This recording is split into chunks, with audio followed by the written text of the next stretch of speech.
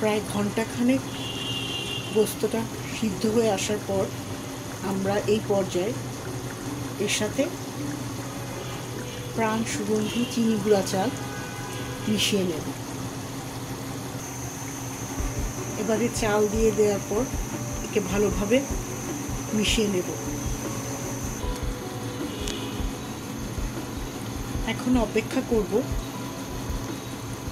তেহারিটা পুরোপুরি হয়ে আসার জন্য।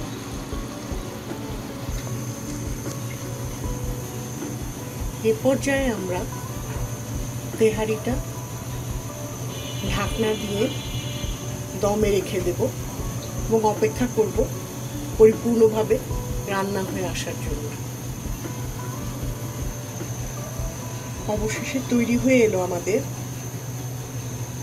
উপহার পাওয়া প্রাণ চিনি গুঁড়া সুগন্ধি চাল ও